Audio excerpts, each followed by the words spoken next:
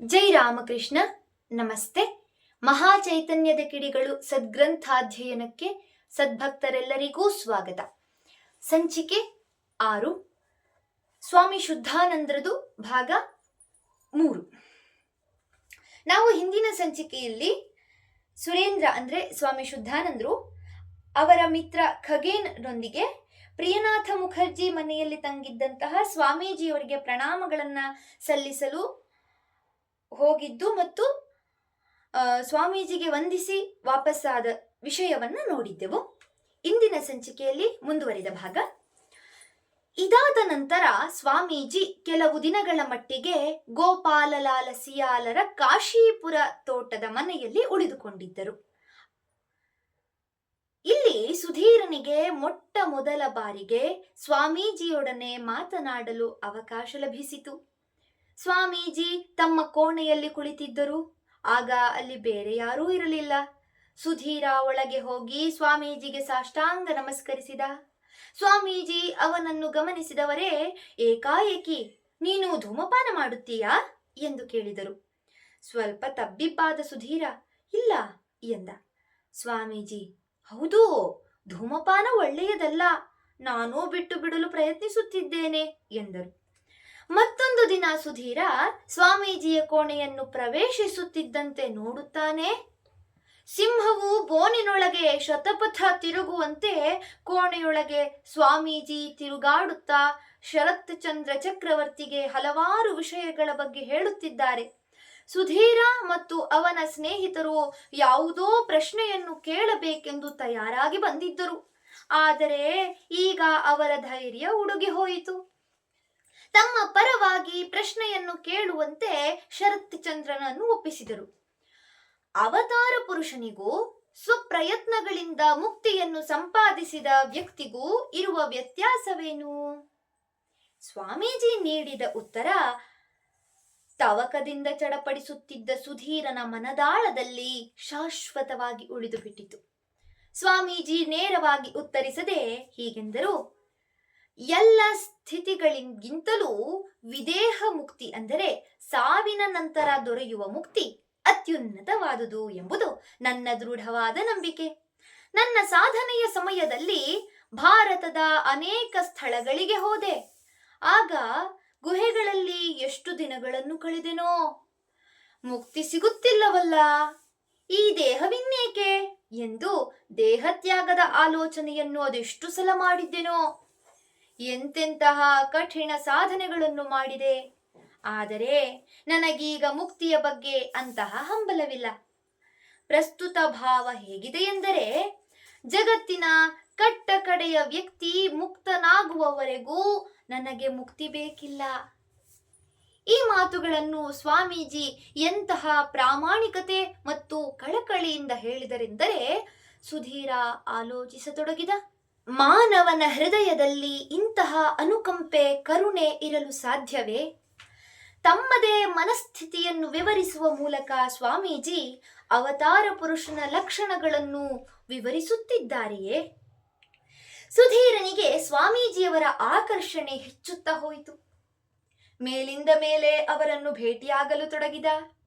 ಒಂದು ಸಂಜೆ ಸುಧೀರ ಮತ್ತು ಖಗೇನ್ ಗೋಪಾಲಲಾಲ್ ಸೇನ್ ಮನೆಯಲ್ಲಿದ್ದ ಸ್ವಾಮೀಜಿಯನ್ನು ಕಾಣಲು ಹೋದರು.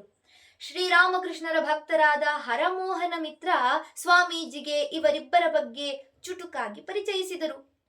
ಸ್ವಾಮೀಜಿ, ಇವರಿಬ್ಬರು ನಿಮ್ಮ ದೊಡ್ಡ ಅಭಿಮಾನಿಗಳು, ಜೊತೆಗೆ ಬಹಳ ಶ್ರದ್ಧೆಯಿಂದ ವೇದಾಂತ ಅಧ್ಯಯನ ಮಾಡುತ್ತಿದ್ದಾರೆ. ಇದನ್ನು ಕೇಳಿದ ಸ್ವಾಮೀಜಿ, ಉಪನಿಷತ್ತುಗಳನ್ನು ಓದಿದ್ದೀರಾ ಎಂದು ಕೇಳಿದರು. ಅಲ್ಪ ಸ್ವಲ್ಪ ಎಂದು ಸುಧೀರ ಅಡುಕುತ್ತಲೇ ಹೇಳಿದ. ಯಾವ ಉಪನಿಷತ್ತು? ಸುಧೀರ, ಕಠ ಉಪನಿಷತ್ತು ಎಂದಾಗ ಸ್ವಾಮೀಜಿಗೆ ಸಂತೋಷವಾಯಿತು. ಹಾಗಿದ್ದರೆ ಅದರಿಂದ ಕೆಲವು ಸಾಲುಗಳನ್ನು ಹೇಳು ಕೇಳೋಣ. ಕಠ ಉಪನಿಷತ್ತು ಬಹಳ ಘನವಾಗಿದೆ, ಬಹಳ ಕಾವ್ಯಾತ್ಮಕವಾಗಿದೆ ಎಂದರು. ಈಗ ಸುಧೀರನಿಗೆ ಪ್ರಾಣ ಸಂಕಟ. ಅವನಿಗೆ ಭಗವದ್ಗೀತೆ ಹೆಚ್ಚು ಕಡಿಮೆ ಪೂರ್ತಿಯಾಗಿ ಕಂಠಪಾಠವಾಗಿತ್ತು. ಆದರೆ ಕಠೋಪನಿಷತ್ತನ್ನು ಅವನು ಕಂಠಪಾಠ ಮಾಡಿರಲಿಲ್ಲ. ಅವನು ವಿನಮ್ರನಾಗಿ ಹೇಳಿದ, ಕಠೋಪನಿಷತ್ತು ಕಂಠಪಾಠ ಮಾಡಿಲ್ಲ, ಆದರೆ ಭಗವದ್ಗೀತೆಯಿಂದ ಕೆಲವು ಶ್ಲೋಕಗಳನ್ನು ಹೇಳಬಲ್ಲೆ. ಸ್ವಾಮೀಜಿ, ಸರಿ, ಅದನ್ನೇ ಹೇಳು ಎಂದರು. ಸುಧೀರ ಗೀತೆಯ 11ನೆಯ ಅಧ್ಯಾಯದ ಕೊನೆಯ ಕೆಲವು ಶ್ಲೋಕಗಳನ್ನು ಸರಿಯಾದ ಉಚ್ಚರಣೆಯೊಂದಿಗೆ ಒಪ್ಪಿಸಿದ. ಅರ್ಜುನ ಭಗವಂತನ ಗುಣಗಾನ ಮಾಡುವ ಶ್ಲೋಕಗಳು. ಸ್ವಾಮೀಜಿಗೆ ಬಹಳ ಸಂತೋಷವಾಯಿತು. ಭೇಷ್ ಎಂದರು. ಮಾರನೆಯ ದಿನವೇ ಸುಧೀರ ಮತ್ತೆ ಸ್ವಾಮೀಜಿಯನ್ನು ಭೇಟಿಯಾಗಲು ಹೋದ. ಈ ಸಲ ಅವನ ಜೊತೆ ಬಾಲ್ಯ ಸ್ನೇಹಿತ ರಾಜೇಂದ್ರನಾಥ ಘೋಷ್ ಕೂಡ ಇದ್ದ. ರಾಜೇಂದ್ರನಾಥ ಘೋಷ್ ಸುಪ್ರಸಿದ್ಧ ವೇದಾಂತ ಪಂಡಿತರು. ಮುಂದೆ ರಾಮಕೃಷ್ಣ ಮಠವನ್ನು ಸೇರಿ ಸ್ವಾಮಿ ವಿರಜಾನಂದರಿಂದ ಸನ್ಯಾಸ ದೀಕ್ಷೆಯನ್ನು ಸ್ವೀಕರಿಸಿ ಸ್ವಾಮಿ ಚಿದ್ಘನಾನಂದ ಎಂಬ ಹೆಸರನ್ನು ಸ್ವೀಕರಿಸಿದರು. ಅಕಸ್ಮಾತ್ ಉಪನಿಷತ್ತುಗಳನ್ನು ಬಾಯಿಪಾಠ ಹೇಳು ಎಂದು ಕೇಳಿಬಿಟ್ಟರೆ ಎಂದು ಈ ದಿನ ಉಪನಿಷತ್ತುಗಳ ಪುಟ್ಟ ಪುಸ್ತಕದ ಪ್ರತಿಯೊಂದನ್ನು ಕಿಸೆಯಲ್ಲಿಟ್ಟುಕೊಂಡೇ ಹೋಗಿದ್ದ ಸುಧೀರ. ಸ್ವಾಮೀಜಿಯವರ ಕೋಣೆಯ ತುಂಬಾ ಜನರು. ಆದರೆ ಸುಧೀರ ನಿರೀಕ್ಷಿಸಿದ ಕ್ಷಣ ಬಂದೇ ಬಿಟ್ಟಿತು. ಮತ್ತೆ ವಿಷಯ ಕಠ ಉಪನಿಷತ್ತಿನ ಕಡೆಗೆ ಹೊರಳಿತು. ತಕ್ಷಣವೇ ಸುಧೀರ ಕಿಸೆಯಿಂದ ಪುಸ್ತಕವನ್ನು ತೆಗೆದು ಆರಂಭದಿಂದ ಪಠಿಸಲಾರಂಭಿಸಿದ. ಉಪನಿಷತ್ತುಗಳ ಸಾರವೇ ಮೂರ್ತವೆತ್ತಂತಿದ್ದ ಸ್ವಾಮೀಜಿಯ ಸಮ್ಮುಖದಲ್ಲಿ ಸುಧೀರನಿಗೆ ಕಠ ಉಪನಿಷತ್ತನ್ನು ಪಠಿಸುವ ಅವಕಾಶ. ಸ್ವಾಮೀಜಿ ತಮ್ಮ ಮಧುರವಾದ ಬಲವಾದ ಕಂಠದಿಂದ ಶ್ಲೋಕಗಳ ಅರ್ಥವನ್ನು ಎಷ್ಟು ಸೊಗಸಾಗಿ ವಿವರಿಸುತ್ತಿದ್ದರೆಂದರೆ ಅಲ್ಲಿದ್ದ ಎಲ್ಲರಿಗೂ ತಾವು ಆಧ್ಯಾತ್ಮಿಕವಾಗಿ ಉನ್ನತ ಮಟ್ಟಕ್ಕೆ ಏರಿದ ಅನುಭವವಾಯಿತು. ಸ್ವಾಮೀಜಿಯ ಪ್ರೇರಣೆಯಿಂದಾಗಿ ಸುಧೀರನ ಧಮನಿಯಲ್ಲೂ ಉಪನಿಷತ್ತುಗಳ ಕುರಿತಾದ ಪ್ರೇಮ ಪ್ರವಹಿಸಲಾರಂಭಿಸಿತು. ಮಾತ್ರವಲ್ಲ, ಅವನ ಕೊನೆಯ ಉಸಿರಿರುವವರೆಗೂ ಅದು ನಿಲ್ಲಲಿಲ್ಲ. ತಮ್ಮ ಅನನ್ಯ ಸದೃಶ ರೀತಿಯಲ್ಲಿ ಉಪನಿಷತ್ತುಗಳನ್ನು ಪಠಿಸುತ್ತಿದ್ದ ಸ್ವಾಮೀಜಿಯವರ ಧ್ವನಿ ಸುಧೀರನ ಹೃದಯದಾಳದಲ್ಲಿ ಸದಾ ಮಾರ್ದನಿಗೊಳ್ಳುತ್ತಲೇ ಇತ್ತು. ಮುಂದೆ ಸ್ವಾಮಿ ಶುದ್ಧಾನಂದರು ಬರೆಯುತ್ತಾರೆ, ಆಗಾಗ್ಗೆ ಸ್ವಾಮೀಜಿ ಪುನರುಚ್ಚರಿಸುತ್ತಿದ್ದ ಉಪನಿಷತ್ತಿನ ಶ್ಲೋಕಗಳು ಈಗಲೂ ನನ್ನ ಕಿವಿಗಳಲ್ಲಿ ಮಾರ್ದನೆಗೊಳ್ಳುತ್ತಲೇ ಇವೆ.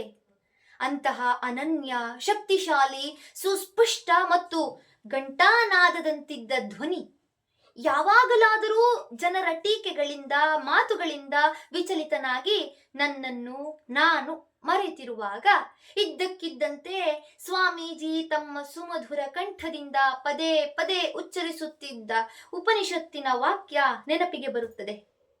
ಆತ್ಮನ ವಿಚಾರವೊಂದನ್ನೇ ಮಾಡು, ಉಳಿದ ವ್ಯರ್ಥವಾದ ಮಾತುಗಳನ್ನು ಬಿಡು. ಅಮೃತತ್ವಕ್ಕೆ ಸೇತುವೆಯೇ ಈ ಆತ್ಮ. ಮೋಡಗಳಿಂದ ಕಪ್ಪಾದ ಆಗಸದಲ್ಲಿ ಆಗೀಗ ಮಿಂಚು ಹೊಳೆದು ಮಾಯವಾಗುತ್ತಿರುವಾಗ ಭವ್ಯ ಆಕೃತಿಯ ಸ್ವಾಮೀಜಿ ಆಗಸದಲ್ಲಿ ಹೊಳೆಯುತ್ತಿರುವ ಮಿಂಚಿನತ್ತ ಬೆರಳನ್ನು ತೋರಿ ಸುಪ್ರಸಿದ್ಧವಾದ ಶ್ಲೋಕವನ್ನು ಹೇಳುತ್ತಿದ್ದುದು ನೆನಪಿಗೆ ಬರುತ್ತದೆ. ಅಲ್ಲಿ ಸೂರ್ಯ ಚಂದ್ರರು ಪ್ರಕಾಶಿಸಲಾರರು, ನಕ್ಷತ್ರಗಳಾಗಲಿ ಮಿಂಚಾಗಲಿ ಪ್ರಕಾಶಿಸಲಾರವು. ಎಲ್ಲವನ್ನೂ ಬೆಳಗುವುದು ಅವನೊಬ್ಬನೇ. ಇನ್ನು ಕೆಲವೊಮ್ಮೆ ಆ ಶುದ್ಧ ಜ್ಞಾನವು ನನಗೆ ಇನ್ನೂ ದಕ್ಕಿಲ್ಲವೆಂದು ನನ್ನ ಹೃದಯದಲ್ಲಿ ನಿರಾಶೆಯ ಕತ್ತಲು ಕವಿದಿರುವಾಗ ದಿವ್ಯಾನಂದದಿಂದ ಅರಳಿರುವ ಮುಖದಿಂದ ಸ್ವಾಮೀಜಿ ಕರುಣಾನಂದಕರ ಧ್ವನಿಯಲ್ಲಿ ಉಪನಿಷತ್ತುಗಳ ಭರವಸೆಯ ಮಾತುಗಳನ್ನು ಉಚ್ಚರಿಸುತ್ತಿರುವಂತೆ ಅನಿಸುತ್ತದೆ. ಓ ಅಮೃತ ಪುತ್ರರಿರಾ, ಆಲಿಸಿ. ಸ್ವರ್ಗಧಾಮದಲ್ಲಿರುವವರೂ ಆಲಿಸಿ. ಕತ್ತಲಿನ ಭ್ರಾಂತಿಯ ಆಚೆಗೆ ಇರುವ ಆ ಸನಾತನ ಪುರುಷನನ್ನು ನಾನು ಕಂಡಿರುವೆ. ನಿರಂತರವಾದ ಜನನ ಮರಣಗಳ ಚಕ್ರದಿಂದ ಪಾರಾಗಲು ಅವನೊಬ್ಬನನ್ನು ತಿಳಿಯಬೇಕಲ್ಲದೆ ಅನ್ಯ ಮಾರ್ಗವಿಲ್ಲ. ಈಗ ಸುಧೀರನ ಹೃದಯ ಅನಿರ್ವಚನೀಯ ಆನಂದದಿಂದ ತುಂಬಿತು. ಕ್ರಮೇಣ ಸ್ವಾಮೀಜಿ ಅವನ ಮನಸ್ಸನ್ನೆಲ್ಲ ಆವರಿಸಿಕೊಂಡು ಬಿಟ್ಟರು. ಅವನ ಅಸ್ತಿತ್ವವನ್ನೇ ಪ್ರವೇಶಿಸಿ ಬಿಟ್ಟರು. ಒಮ್ಮೆ ಕೆಲವು ಪಂಡಿತರು ಶಾಸ್ತ್ರ ಗ್ರಂಥಗಳ ಕುರಿತಂತೆ ವಾದ ಮಾಡಲು ಸ್ವಾಮೀಜಿಯವರಲ್ಲಿಗೆ ಬಂದರು.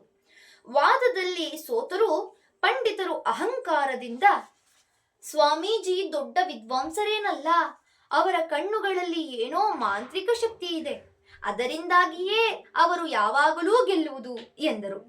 ಇದನ್ನು ಕೇಳಿದಾಗ ಸುಧೀರನಿಗೆ ಬಂದ ಆಲೋಚನೆ, ಈ ಮಾಂತ್ರಿಕ ಶಕ್ತಿಯ ಮೂಲವನ್ನು ಅರಿಯಬೇಕಾದರೆ ವಿನಮ್ರರಾಗಿ ನನ್ನ ಗುರುಗಳ ಬಳಿ ಬರಬೇಕು, ಅವರ ಜೊತೆ ಆಧ್ಯಾತ್ಮ ನಂಟನ್ನು ಬೆಳೆಸಿಕೊಳ್ಳಬೇಕು, ನಂತರ ಅವರ ಅಸಾಧಾರಣ ಆಧ್ಯಾತ್ಮಿಕ ಸಾಧನೆಗಳ ಬಗ್ಗೆ ವಿವರವಾಗಿ ತಿಳಿದುಕೊಳ್ಳುವ ಪ್ರಯತ್ನ ಮಾಡಬೇಕು. ಸುಧೀರನಿಗೆ ಸ್ವಾಮೀಜಿಯವರ ಪರಿಚಯವಾಗಿ 2 ತಿಂಗಳು ಕಳೆದಿದ್ದವು. ಸ್ವಾಮೀಜಿಯ ಆಕರ್ಷಣೆಯಿಂದಾಗಿ ಅವನಿಗೀಗ ಮನೆಯಲ್ಲಿರಲು ಅಸಾಧ್ಯವೆನಿಸತೊಡಗಿತು. BA ಪರೀಕ್ಷೆಗೂ ಕೂಡದೆ ಕಾಲೇಜಿನ ಓದು ಅಲ್ಲಿಗೆ ನಿಂತಿತು. ಮನೆಯೆಂದರೆ ಆಳವಾದ ಕೂಪವೆಂದು ಭಾಸವಾಗತೊಡಗಿತು. ಸ್ವಾರಸ್ಯವೆಂದರೆ ಸುಧೀರನ ತಮ್ಮ ಸುಶೀಲ ಅದಾಗಲೇ ಮನೆಯನ್ನು ತೊರೆದು ಅಲಂಬಜಾರ ಮಠವನ್ನು ಸೇರಿದ್ದ. ಇದರಿಂದ ಸುಧೀರನಲ್ಲಿದ್ದ ವೈರಾಗ್ಯದ ಕಿಚ್ಚು ಮತ್ತಷ್ಟು ಪ್ರಜ್ವಲಿಸಿತು. ತುಂಬಾ ಅಶಾಂತನಾದ. ಮುಂದೆ ಸ್ವಾಮಿ ಶುದ್ಧಾನಂದರು ತಮ್ಮ ಆಗಿನ ಮನಸ್ಥಿತಿಯ ಕುರಿತು ಹೇಳುತ್ತಾರೆ, ನನ್ನ ತಮ್ಮ ನನಗಿಂತ ಮುಂಚೆಯೇ ಮಠ ಸೇರಿದ್ದ. ಅವನು ಮನೆ ಬಿಟ್ಟು ಹೋದ ಮೇಲೆ ನನ್ನ ಮನಸ್ಸಿನ ಸ್ಥಿತಿ ಹೇಗಿತ್ತೆಂಬುದನ್ನು ವಿವರಿಸಲು ಸಾಧ್ಯವಿಲ್ಲ. ಆಧ್ಯಾತ್ಮಿಕ ಮುನ್ನಡೆಗೆ ದಾರಿ ಯಾವುದು? ಸನ್ಯಾಸಿಯಾಗಬೇಕೇ ಅಥವಾ ಮನೆಯಲ್ಲಿದ್ದುಕೊಂಡೇ ಉತ್ತಮ ಜೀವನವನ್ನು ನಡೆಸಬಹುದೇ? ಈ ಮಾನಸಿಕ ಸಂಘರ್ಷ ಅನೇಕ ತಿಂಗಳುಗಳ ಕಾಲ ನನ್ನನ್ನು ಕಾಡಿತು. ಯಾವ ನಿರ್ಣಯಕ್ಕೂ ಬರಲಾಗದೆ ತುಂಬಾ ಅಶಾಂತನಾಗಿದ್ದೆ. ಆದರೆ ಅಲಂಬಜಾರಿನ ಮಠಕ್ಕೆ ನಿಯತವಾದ ಹೋಗುವುದು ಆದರೆ ಅಲಂಬಜಾರಿನ ಮಠಕ್ಕೆ ನಿಯತವಾಗಿ ಹೋಗುವುದನ್ನು ಮಾತ್ರ ನಿಲ್ಲಿಸಲಿಲ್ಲ. ಅಲ್ಲಿರುವಾಗ ಸನ್ಯಾಸಿಯೊಬ್ಬರು ಹೇಳುತ್ತಿದ್ದುದನ್ನು ಕೇಳಿಸಿಕೊಂಡೆ. ಒಂದೇ 1 ತಿಂಗಳು ಸನ್ಯಾಸಿಯಾಗಿದ್ದು ಹೋಗುವವರನ್ನು ಕಂಡಿಲ್ಲವೇ? ಆದರೆ ಅಲ್ಪಕಾಲವಾದರೂ ಸನ್ಯಾಸವನ್ನು ಸರಿಯಾಗಿ ಪಾಲಿಸಿದ್ದರೆ ಅವರು ಉಳಿದ ಗೃಹಸ್ಥರಿಗಿಂತ ಎಷ್ಟೋ ಉತ್ತಮ. ಬಂಗಾಳದಲ್ಲಿ ಒಂದು ಸಂಪ್ರದಾಯವಿದೆ. ಕೆಲವೊಮ್ಮೆ ಗೃಹಸ್ಥರು ವರ್ಷದ ಒಂದು ನಿರ್ದಿಷ್ಟ ಅವಧಿಯಲ್ಲಿ ಸನ್ಯಾಸಿಗಳಂತೆ ಬದುಕುತ್ತಾರೆ, ಉಳಿದ ಅವಧಿಯಲ್ಲಿ ಎಂದಿನಂತೆ ಗೃಹಸ್ಥರಾಗಿರುತ್ತಾರೆ. ಇದನ್ನು ಕೇಳಿದೊಡನೆ ನನ್ನಲ್ಲಿ ಯಾವುದೋ ಶಕ್ತಿಯ ಸಂಚಾರವಾದಂತಾಗಿ ಸನ್ಯಾಸಿಯಾಗಬೇಕು ಎಂದು ಆ ದಿನವೇ ನಿರ್ಧರಿಸಿದೆ. ನನ್ನ ಮನಸ್ಸಿನ ಹೊಯ್ದಾಟ ನಿಂತಿತು. ಏಪ್ರಿಲ್ 1897ರಲ್ಲಿ ಸುಧೀರ ಮನೆಯನ್ನು ತೊರೆದು ಅಲಂಬಜಾರ ಮಠ ಸೇರಿದ. ಆಗ ವಿವೇಕಾನಂದರು ಡಾರ್ಜಿಲಿಂಗ್ನಲ್ಲಿದ್ದರು. ಮುಂದೆ ಕೆಲವೇ ದಿನಗಳಲ್ಲಿ ವಿವೇಕಾನಂದರು ಸ್ವಾಮಿಗಳಾದ ಬ್ರಹ್ಮಾನಂದ, ಯೋಗಾನಂದ ಮತ್ತು ಕೆಲವಾರು ಗೃಹಿ ಭಕ್ತರ ಜೊತೆ ಮಠಕ್ಕೆ ವಾಪಸ್ಸಾದರು. ಅವರಿಗೆ ಸುಧೀರನನ್ನು ನೋಡಿ ಬಹಳ ಆನಂದವಾಯಿತು. ವಿವೇಕಾನಂದರು ಸುಧೀರನನ್ನು ಖೋಕಾ ಅಂದ್ರೆ ಬಾಲಕ ಎಂದು ಕರೆಯುತ್ತಿದ್ದರು. ಸ್ವಾಮೀಜಿಯ ಪದತಲದಲ್ಲಿ ಆಶ್ರಯ ಪಡೆದ ಸುಧೀರನಿಗೆ ಸರಿಯಾದ ನೆಲೆಯನ್ನು ಸೇರಿದ್ದೇನೆ ಎಂಬ ಭರವಸೆ ಮೂಡಿತು. ಧನ್ಯವಾದಗಳು. ಮುಂದುವರಿದ ಭಾಗವನ್ನ ಮುಂದಿನ ಸಂಚಿಕೆಯಲ್ಲಿ ನೋಡೋಣ. ಓಂ ಶಾಂತಿ ಶಾಂತಿ ಶಾಂತಿ. ಹರಿ ಓಂ ತತ್ಸತ್. ಶ್ರೀರಾಮಕೃಷ್ಣಾರ್ಪಣಮಸ್ತು. ಸರ್ವೇ ಜನ ಸುಖಿನೋ ಭವಂತು. ಜೈ ಶ್ರೀಮಾತಾ.